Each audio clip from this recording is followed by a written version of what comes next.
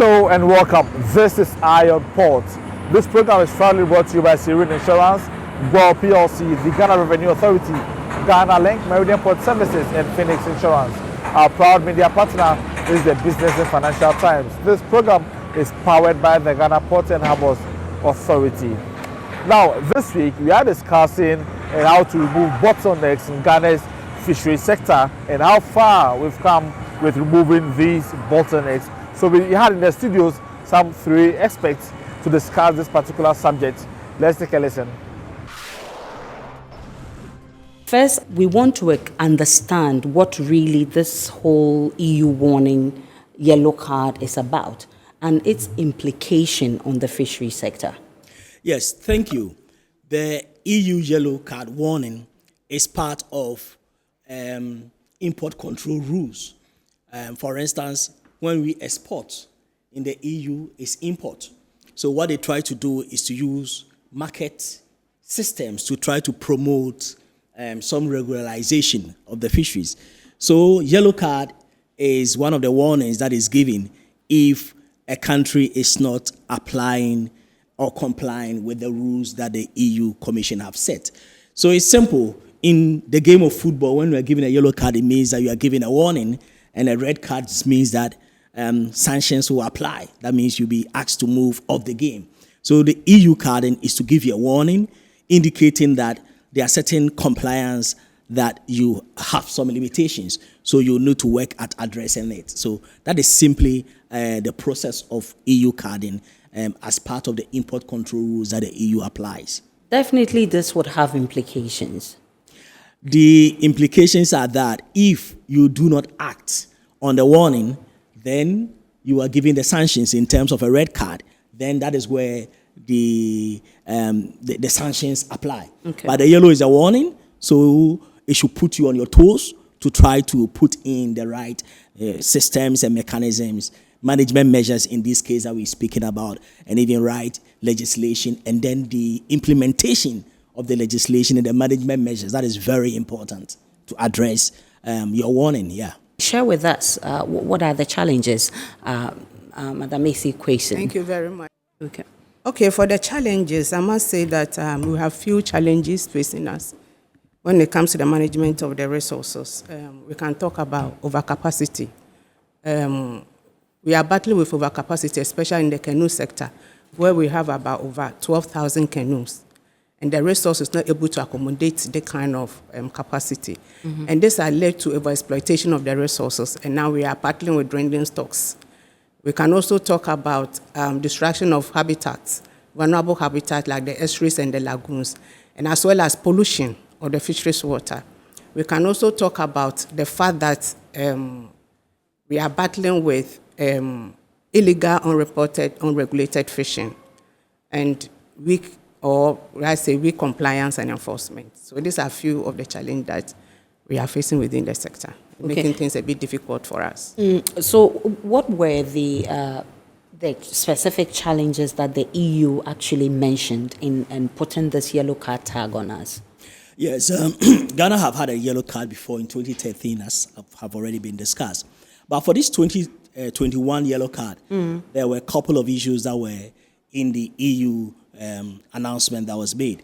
And then one of it was the issue of illegal transshipment. If you have heard the term cycle, it used to be a big issue. Now government has done well to resolve it. But in the EU yellow card for 2021, it was stated.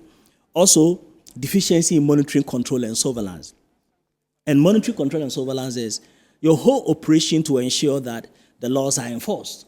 So if you have limitations or there are some challenges, it is seen because you will see that the illegal fishing is widespread and is not controlled, so you will notice from there. Then there were issues of some gaps in the legal or legislative framework that were not responding adequately to international obligations that Ghana has assigned to.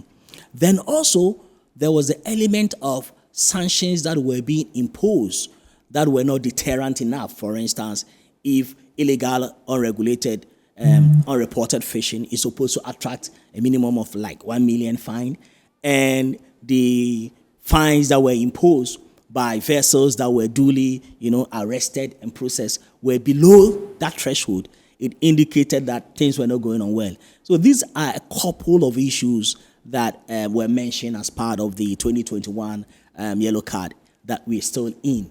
Dr. Izzy, what was the main objective of SEMLOS Africa's project? In general, the project seeks to build local capacity to combat the destabilizing impacts of the foreign-owned distant water fleet in our waters. Okay. Now, the specific objectives are: one, to increase CSO monitoring, media reporting, and then public awareness of the destabilizing impacts of these distant water fishing vessels. Yeah, yes. And then two, to deepen monitoring, control, and surveillance capabilities, as well as to enhance sharing of actionable information and intelligence on fishing. And the third one is to increase transparency and accountability when it comes to governance in the sector. And then last but not least is to promote resilient domestic regional fishing industry within the West African region. Do you have some recommendations as to how we can also get these foreign vessels to comply? Well, I think it has to do with licensing. I mean, they should be properly licensed, and then their activities should be well tracked. Whatever they are doing should be well monitored. I think when you go by this way, it will go a long way to help the industry to improve. But I don't know, maybe it's an opportunity for me to say this. SEMLOS, in collaboration with Center for Coastal Management and then Ghana Fisheries Recovery Activity, we have been able to develop a training manual on MCS. Okay. Yeah, and as it stands, in fact, we are using it to train the officers. SEMLOS, I mean that project, DWFV, we are looking at certain countries in West Africa. Talk about Cameroon, Benin, Ghana, Ivory Coast, Sierra Leone, Senegal, and Mauritania. At the moment, some training has taken place in some of these countries just to train the enforcement officers. Yeah, and so we are heading somewhere. So for this small-scale fishermen, is there any support to help them transition into this sustainable fishing practice we're all talking about? Yes. Currently, we are implementing the moratorium where we are trying to reduce effort to close open access to the fisheries. Now we are also trying to come out with reclassification where we put the canoes in categories. So they are kind of, we don't want to talk about it now, but we are trying to reclassify them and put them in groups so that we'll be able to reduce pressure on the resources. Okay. And we continue to educate and sensitize them to do the right thing, to be compliant. Okay. Some of these laws. Okay. Yeah, it's a bit difficult, but we are doing our best. Yes. So we are all talking about sustainable fishing practices. You and I know that. Excuse me, and aside that, we just finished our gear audit in the small-scale fisheries. So very soon, the gear directive will be extended to that sector, including the canoe and the inshore. Okay. Yes, most importantly, we need to, of course, ensure that people have the information. Information is very important. Why is it that I will have to stop doing this and do that? What is in it for me, the medium term to the long term? That information must be available. It's very important. The other thing is that we need to look at also our legal regime and the implementation. We seem to punish offenders, but mostly we do not have incentives for the good behavior. You need the two. So even though we have awards that are given, largely, it's not largely reflective. So we had been saying that, look, when we are putting in subsidies, we must make sure that the subsidies go to the good fishers. So for instance, if you have subsidies on premix fuel or giving outboard motors or net, if we have good data of good fishers, then we ensure that they are given the privilege so that it becomes an incentive to do what is right. It's very important. There is this outstanding issue that has to do with Chinese fronting, that's Ghanaians fronting the Chinese to own vessels here in Ghana. Meanwhile, in principle, the vessels do not belong to the Ghanaians, but the Chinese. And they end up destroying our waters. So if measures can be put in place in such a way that in Ghana, the captains will be given the opportunity to buy vessels and then pay in installment so that you can own our vessels. More, you call it indigenization. Have our own vessels. And then let me also quickly add that Ivory Coast. Okay, briefly. Ivory Coast and Cameroon. Cameroon has been given a red card because they are not putting in the right measures. Okay. Côte d'Ivoire, they are doing well. I think as it stands, they have not been given any red card because they are doing well. So you can learn from Ivory Coast and then do better. Let me add and commend the government for the electronic monitoring system. It is basically giving us videographic and photographic evidence, rare time of whatever it is happening on the fishing vessel so that it could be monitored, so that you don't rely on human beings to do the monitoring. So the electronic monitoring system is a very good improvement of providing eyes and ears on fishing vessel, and we want to commend government for that. And we hope that we can, have the full operationalization on all vessels. So those were some important revelation with regard to how the bottlenecks are being removed in Ghana's fisheries industry. Eye on Port returns after this break.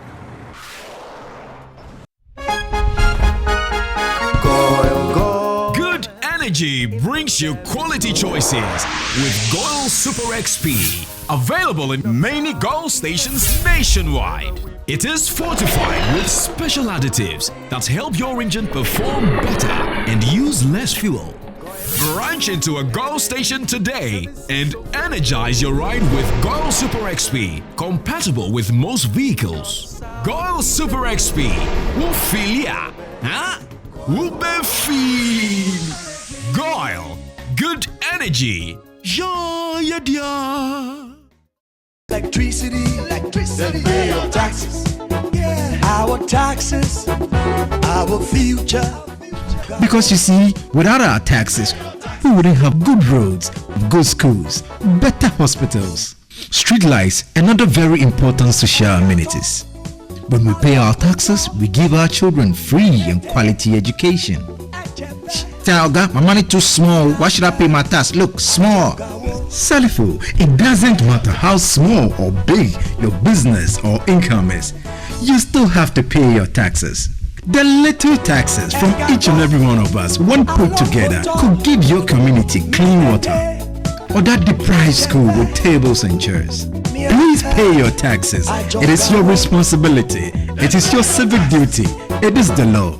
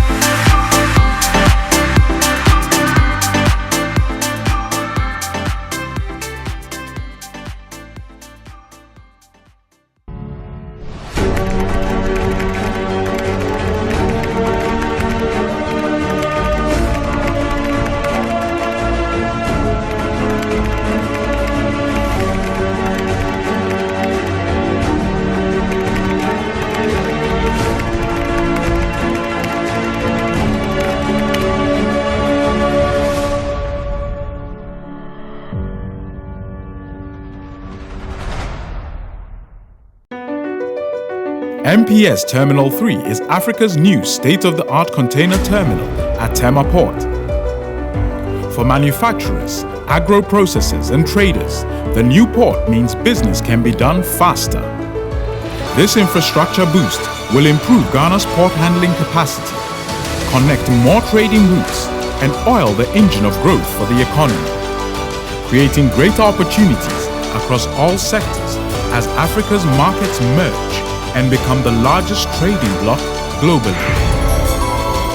MPS, we connect, you thrive.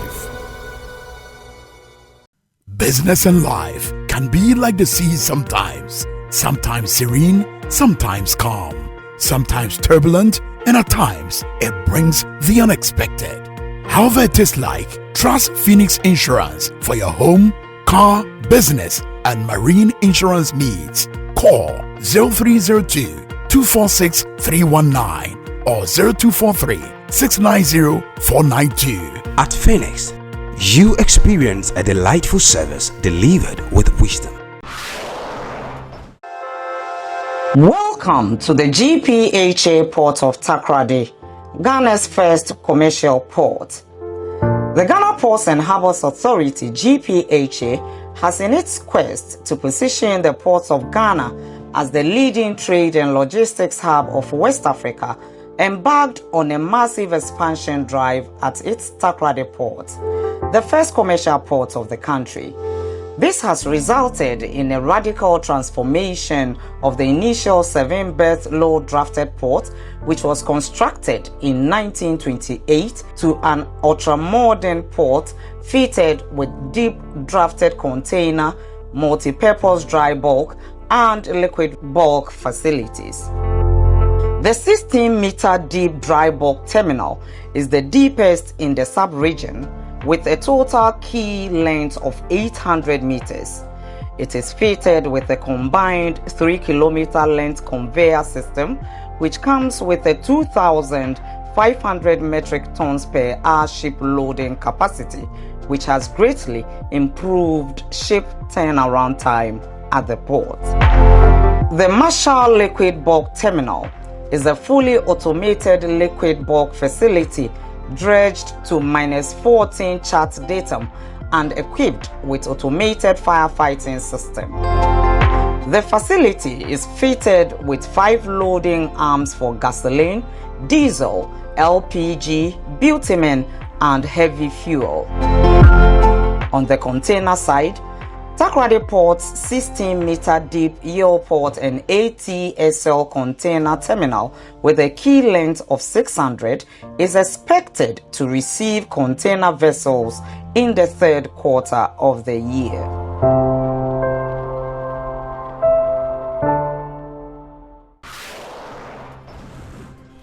Okay, so welcome back from the break. It's now time for some news and activities happening within the port and maritime industry.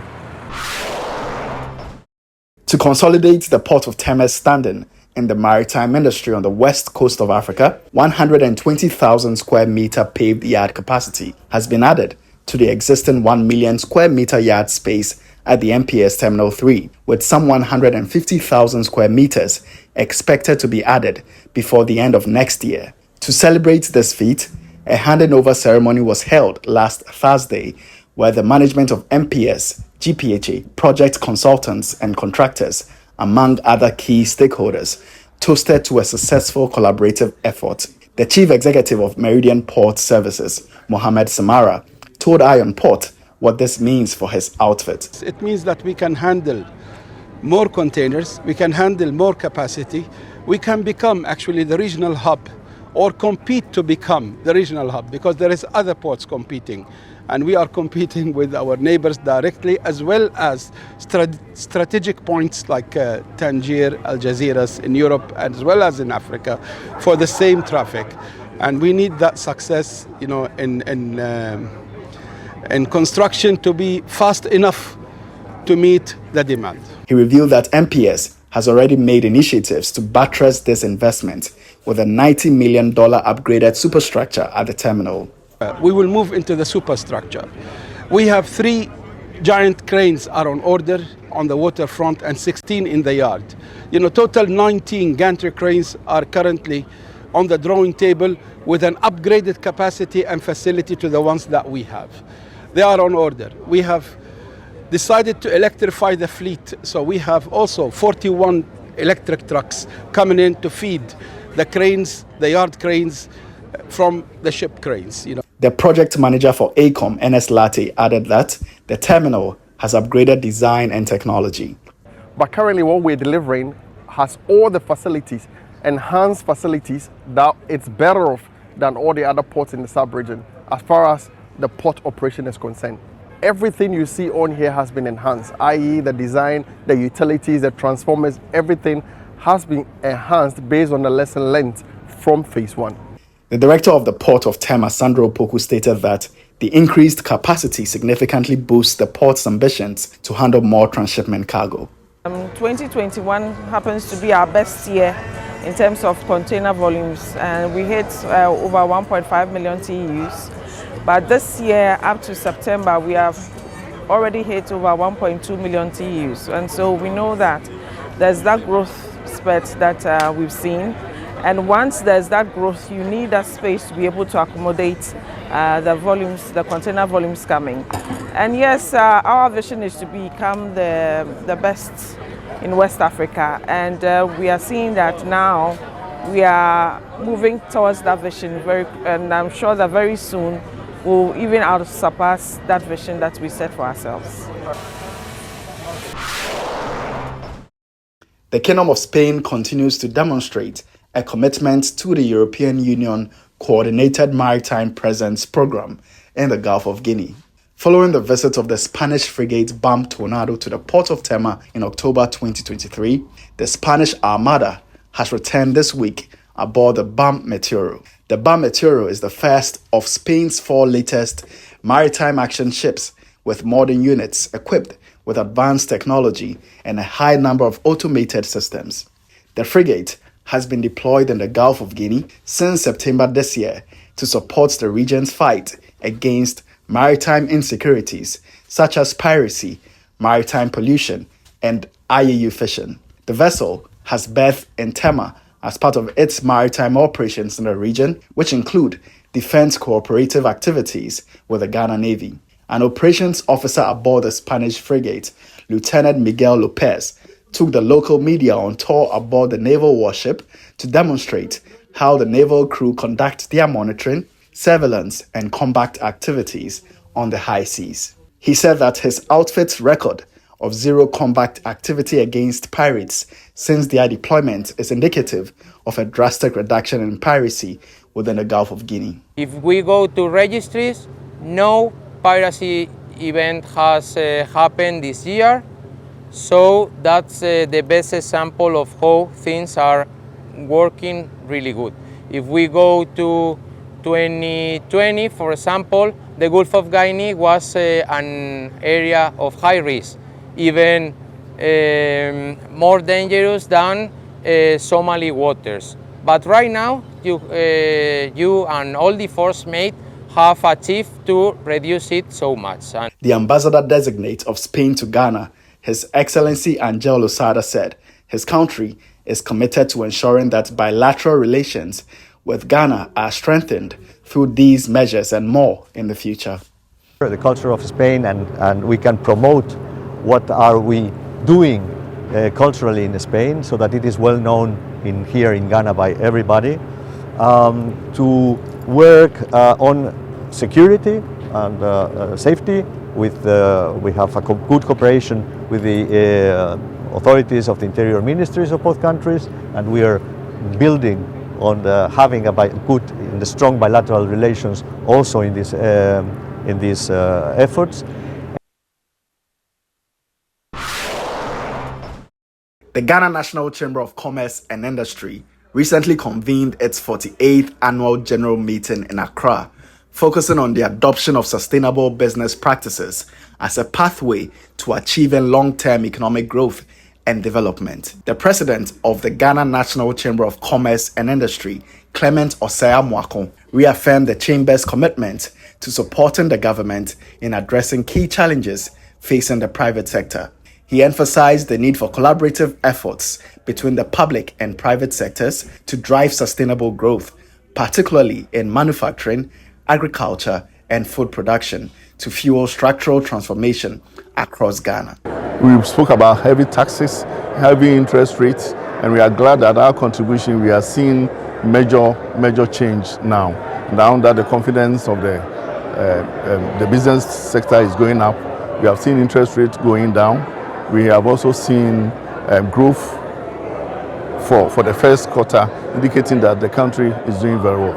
And these are some of the major things that we sought to do, and we were able to do that. All right. Delivering the keynote address, Michael Bozumbil, CEO of Petrosol Platinum Energy Limited, called on business leaders to prioritize building resilient and sustainable enterprises that will contribute to Ghana's and Africa's economic future, while acknowledging the challenges that can accompany sustainable practices, especially given the current lack of robust support systems for compliance businesses. He stressed the long-term benefits for those who persevere. To be able to promote long-term economic growth and development or have a sustainable economy, we must have indigenous or homegrown sustainable businesses controlling a significant part of economic activities, but working in partnership with foreign companies and leading the process rather than following, because we are talking about sustainability.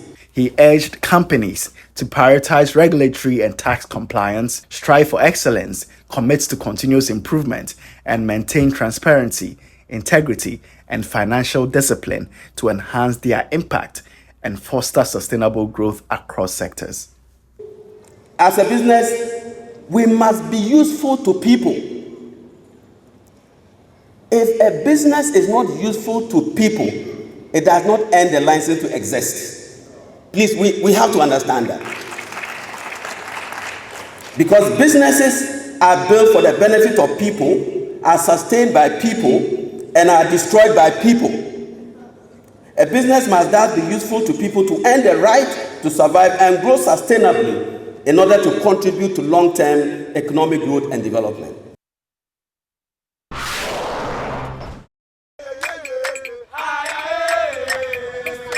The Ghana Ports and Harbours Authority Fire and Safety team made a thrilling comeback on Saturday, clinching the LCB Super Cup final with a 2-1 victory over the Ghana Union of Traders Association GOTA team. Both teams earned their place in the final by winning their respective zones in the LCB Corporate Tournament. The GPHA Fire team emerged as champions of the Tema zone, while the GOTA team took Accra zone title. The GOTA team took an early lead, controlling the first half of the game. However, the GPHA Fire team rallied in the second half, leveling the score before taking the lead with a second goal. They dominated much of the game from that point on, securing their hard-fought victory. The LCB Super Cup is an annual tournament organized by Crisis Management Solutions Company, LCB Worldwide Ghana, a key partner in port disinfection services since 2018. The event aims to strengthen solidarity among stakeholders in the port and maritime industry. During the closing ceremony, representatives from LCB Worldwide reiterated their commitment to fostering sustainable,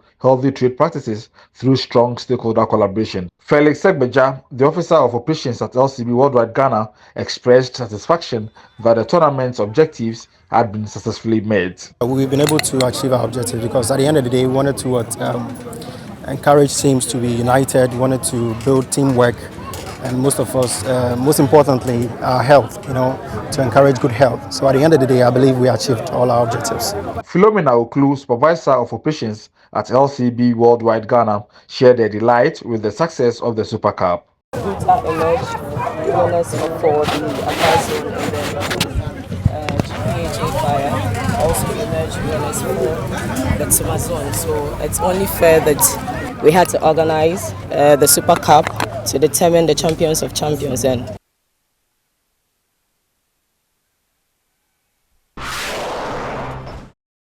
it's time for some international port and maritime news.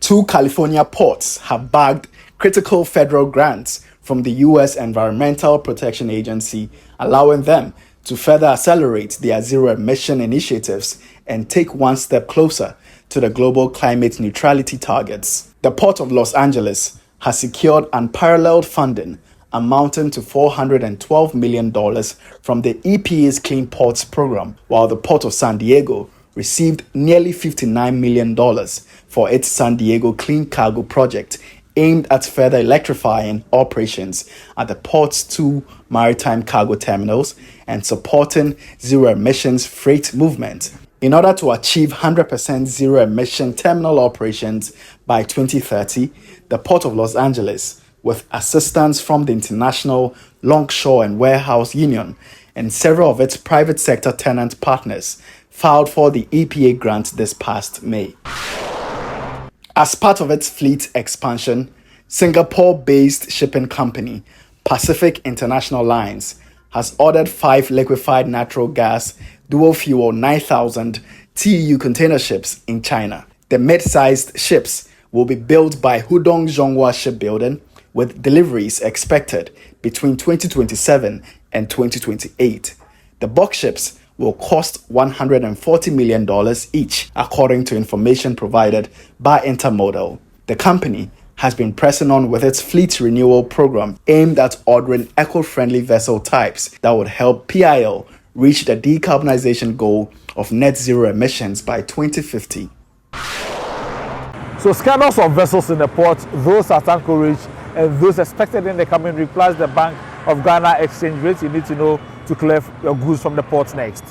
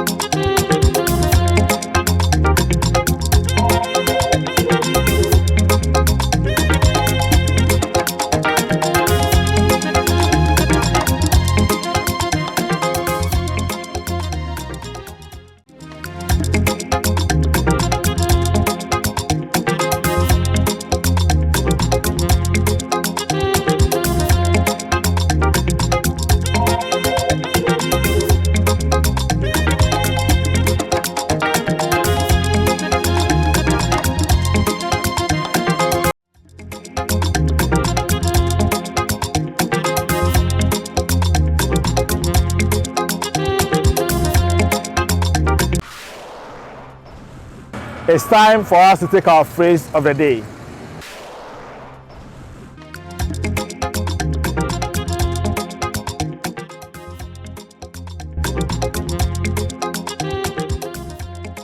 Short-shipped refers to cargo missing a vessel that it was originally intended for.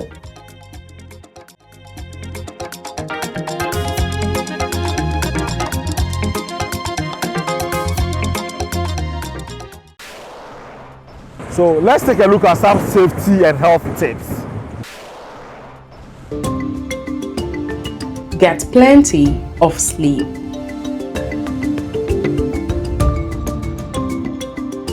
Sleep is just as important as eating healthy and exercising, from improving your productivity and concentration to helping support your overall health.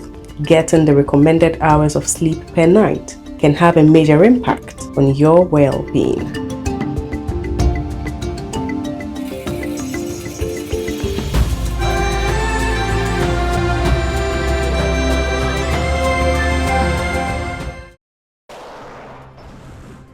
So this is where we draw the curtain on this week's episode of Eye on Port. Thank you for watching, and thanks to the entire crew.